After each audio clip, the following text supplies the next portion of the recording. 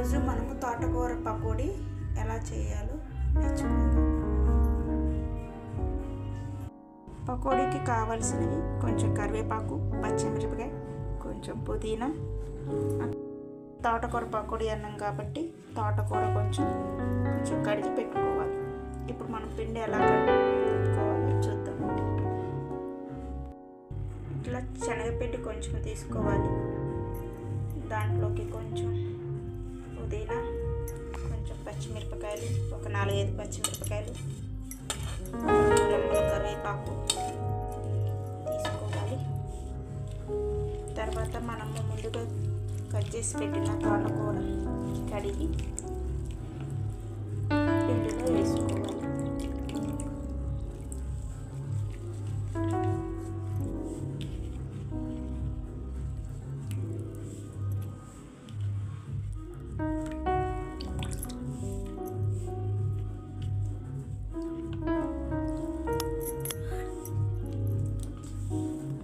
తర్వాత కొంచెం కలుపుకొని కొంచెం జీలకర్ర వేసుకోవాలి. తర్వాత కొద్దిగా సరిపడా సాల్ట్ వేసుకోవాలి.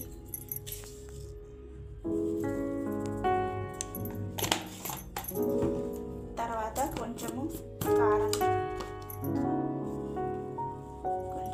వేసుకోవాలి. తర్వాత కొంచెం వంట సోడా వేసుకోవాలి. తర్వాత అన్నీ బాగా మిక్స్ అయ్యేటట్టు కలుపుకోవాలి.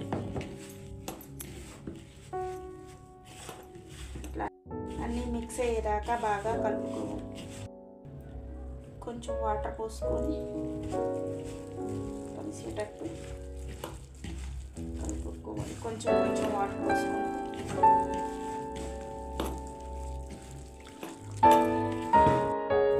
కళాయి ఒకటి పెట్టుకొని దాంట్లో సరిపడా ఆయిల్, డీప్ ఫ్రైకి సరిపడా ఆయిల్ వేసుకుని నూనె వేడెక్కిన తర్వాత ఇట్లా కొంచెం వేసుకోవాలి.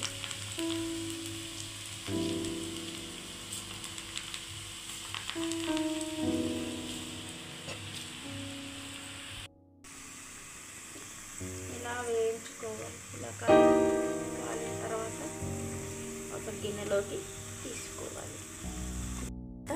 తీసి ఒక గిన్నెలోకి తీసుకోవాలి.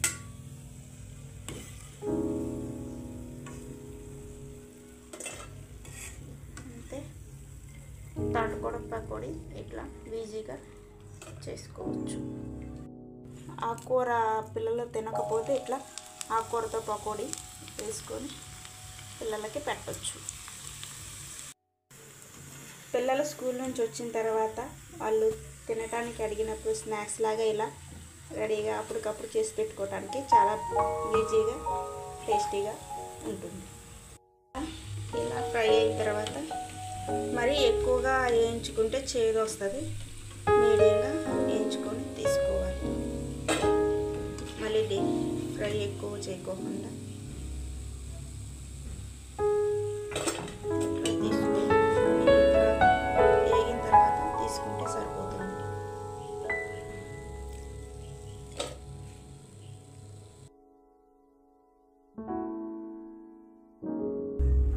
ఈరోజు మనము తోటకూర పకోడీ ఎలా చేయాలో నేర్చుకుందాం. పకోడీకి కావాల్సినవి కొంచెం కరివేపాకు, పచ్చిమిరపకాయ, కొంచెం పుదీనా. తోటకూర పకోడీ అన్నాం కాబట్టి తోటకూర కొంచెం కడిగి పెట్టుకోవాలి. ఇప్పుడు మనం పిండి ఎలా కలుపుకోవాలో చూద్దాం. ఇట్లా శనగపిండి కొంచెం తీసుకోవాలి. దాంట్లోకి కొంచెం పుదీనా, కొంచెం పచ్చిమిరపకాయలు, ఒక 4-5 పచ్చిమిరపకాయలు, ఒక 2 రెమ్మల కరివేపాకు తీసుకోవాలి. తర్వాత మనము ముందుగా కట్ చేసి పెట్టిన తోటకూర కడిగి పిండిలో వేసుకోవాలి.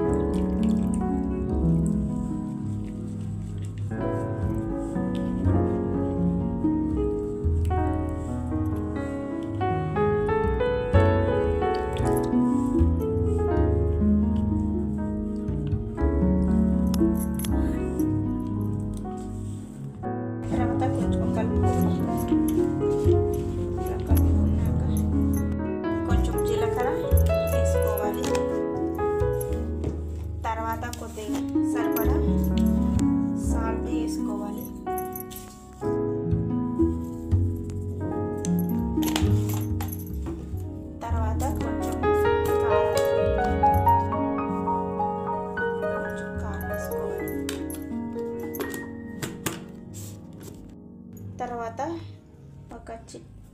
కొంచెం వంట సోడా వేసుకోవాలి. తర్వాత అన్నీ బాగా మిక్స్ అయ్యేటట్టు కలుపుకోవాలి.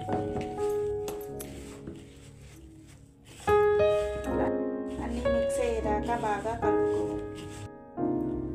కొంచెం వాటర్ పోసుకొని కలిసేటట్టు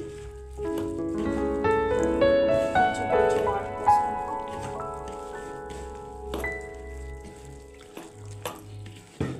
ఇప్పుడు కళాయి ఒకటి పెట్టుకొని దాంట్లో సరిపడా ఆయిల్, డీప్ ఫ్రైకి సరిపడా ఆయిల్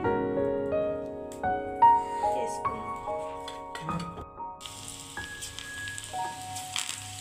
నూనె వేడెక్కిన తర్వాత ఇట్లా కొంచెం వేసుకోవాలి.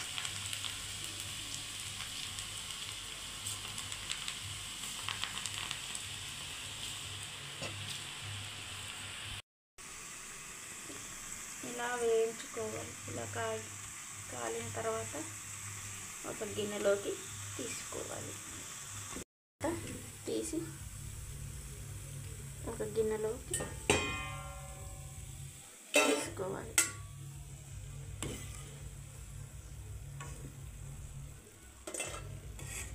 అంతే, తాటికూర పకోడీ ఇట్లా ఈజీగా చేసుకోవచ్చు. ఆకుకూర పిల్లలు తినకపోతే ఇట్లా ఆకుకూరతో పకోడీ వేసుకొని పిల్లలకి పెట్టచ్చు. పిల్లలు స్కూల్ నుంచి వచ్చిన తర్వాత వాళ్ళు తినడానికి అడిగినప్పుడు స్నాక్స్ లాగా ఇలా రెడీగా అప్పటికప్పుడు చేసి పెట్టుకోవడానికి చాలా ఈజీగా టేస్టీగా ఉంటుంది. ఇలా ఫ్రై అయిన తర్వాత మరీ ఎక్కువగా వేయించుకుంటే చేదు వస్తుంది. మీడియంగా వేయించుకొని తీసుకోవాలి. మళ్ళీ డీప్ ఫ్రై ఎక్కువ చేయకోకుండా ఇట్లా తీసుకొని ఇట్లా వేగిన తర్వాత తీసుకుంటే సరిపోతుంది.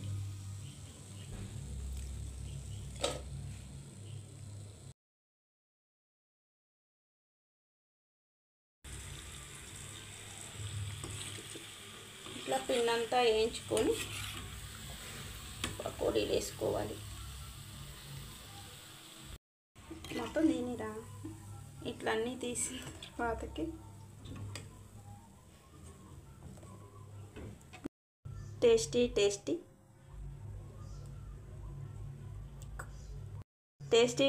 తోటకూర పకోడీ రెడీ. నచ్చితే ట్రై చేయండి. చాలా బాగా వచ్చింది. టేస్ట్ కూడా చాలా బాగుంది.